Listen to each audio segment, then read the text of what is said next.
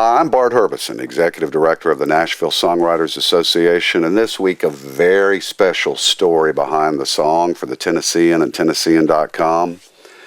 Hall of Fame songwriter, the legendary Jerry Chesnut. It's been a good year for the Roses. I think, it Jerry, has been. it has been. No, really, no, this year. Kind of a wet spring, I think. I think it's one of the greatest songs ever written in any genre of music. Now, you had a whole bunch of famous songs recorded, and unlike most songwriters in Nashville or anywhere, you wrote them by yourself. You got up and wrote them early in the morning at your house.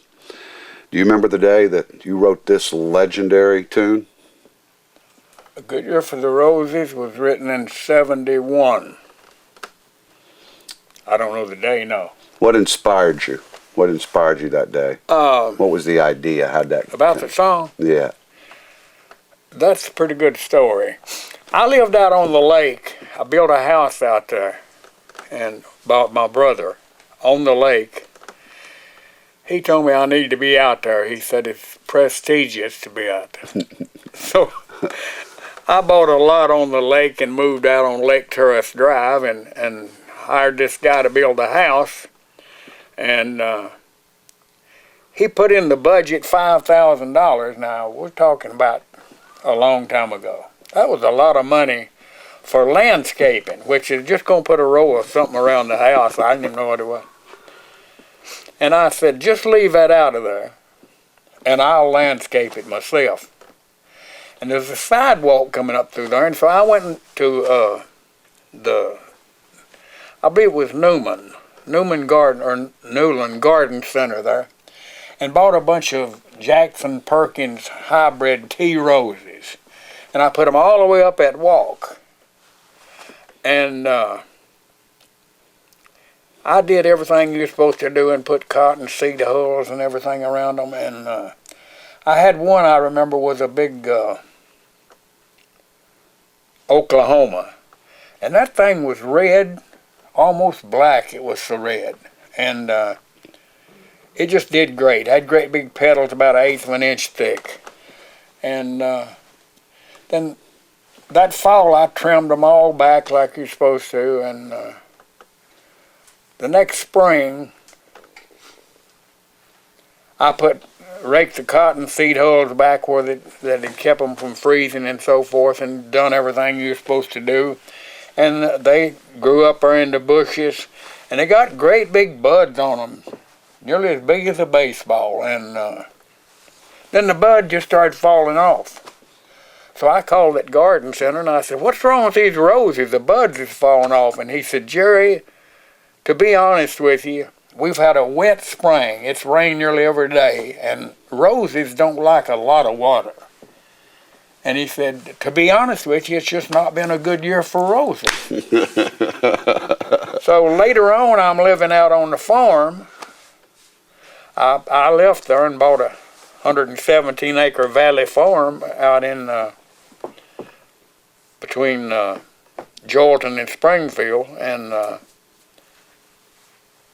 I was in my writing room and just thinking about 4 or 5 o'clock in the morning and letting my mind wander like it does a lot of times when it's not supposed to. But I got to thinking about those roses, and I thought, wonder if they'd have done good if I'd have brought them out here. And then I remembered what that guy said about a good year, wasn't a good year for roses, and I thought, what if it'd been a good year for roses, but everything else is going to pot? If a man's wife was leaving, the baby's crying, and the dogs died, and you know, the whole world's going to pot, but the roses just blooming like crazy. It's a good year for roses.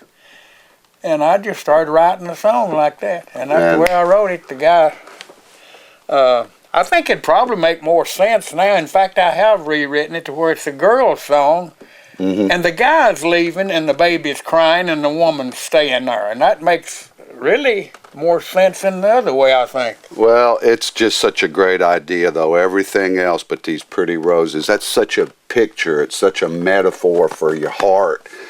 Now, sometimes the story behind the song has a lot to do with who records them, too. everybody's recorded this song. Of course, we know George Jones, but who else? Just a few of them. Elvis Costello.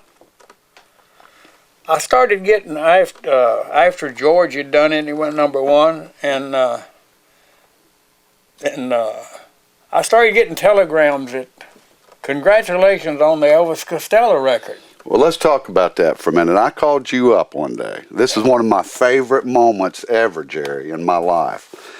I said, you ever met Elvis Costello? We're going to talk about Elvis Presley in a few minutes because you had some famous Elvis records, and there's your TCB necklace. And when you first heard Elvis Costello, I think you were a little annoyed that the fellow would call himself Elvis. Till you got the check, you told me. I started getting telegrams. And I'd never gotten telegrams. I'd had a lot of hit records, but I'd never gotten telegrams. I started getting telegrams, congratulations on the Elvis Costello record of A Good Year for the Roses. And I thought it was the Elvis imitator, probably. Right. And, or it could be somebody, maybe Lou Costello's boy or something. I had no idea who it was. And then I found out later on, and we started getting in. Back then, it was a lot of money, because the first check we got in was $60,000 for just for airplay in the British Isles. And I said, what is this guy? And they said, he's punk rock. And I said, maybe that's the direction I want to go. Well, here's the rest of the story where we were involved. I called London. His manager was in London at the time. Early one morning, I got up real early because he was coming to the Ryman. Yeah. And I could hear him in the background. He was in the room, and he went, the Jerry Chesnut? So we went down there that night. We go backstage. Trisha Yearwood and Kim Ritchie are down there. Before the show, he didn't want to do much with any of us when you came in the room. He didn't know who she was. Well, you went back in the dressing room because Yeah. he'd bought some guitars that day, and I think you're playing his guitar. I go back out to the front stage of the Ryman, and the show starts late because he's back there visiting with you. And that night, how many times did he bring your name up? And what did he say about that hat you're wearing? He set us right next to the stage. And he said he had bought me a lot of these big hats. And I'm not particularly crazy about this hat, but it's got a Civil War eagle on it. And I used to collect Civil War stuff. And I started wearing this thing down to the Hall of Fame motor inn. And I wore it for a night or two, and everybody said, man, I love that hat. What is that eagle? And a guy asked me the other day, said, what is that on the front of that hat? And I said, well, it's a Civil War eagle. Some guy called it a Silver War eagle. But anyway. But he made over on you that night. He kept recognizing. It became a trademark, and if I don't wear this hat anywhere I go, music and But that night related. at the Ryman, Elvis Costello introduced you 2 or 3 times. Yeah. And sang the song and then for did you. A Good Year for the Roses, and I had a lot of people wanting my autograph and so forth. Yeah. And he liked to tore the stage down with. Man, he's awesome. Great. Well, he's put it on multiple albums, greatest hits, live versions. He's released it 7 times. Yeah. In fact, he did one while back. Songs I've covered, and I've never heard of this being done. And I was expecting he had redone it. Mm-hmm. And so when I bought it, ordered it off the internet, and when I got it in, I couldn't wait to play this new version of it because I'd heard the other one so much. And I started playing it. It was George doing it. Yeah, yeah. So what he did was put out an album of George doing A Good Year for the Roses, Waylon doing Good Hard Woman, yeah. But all these songs that he had covered down the years, he leased all those separate masters and did a complete album of those people. Well, it was a special night for me, and then Jerry. titled it A Good Year for the Roses. I know, that's great. So let's hear a little bit of it.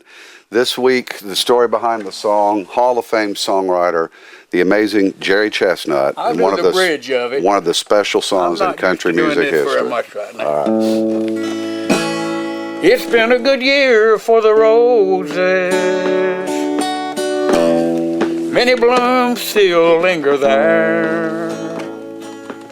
The lawn could stand another mowing. Funny, I don't even care. When you turn to walk away, as the door behind you closes. The only thing I know to say,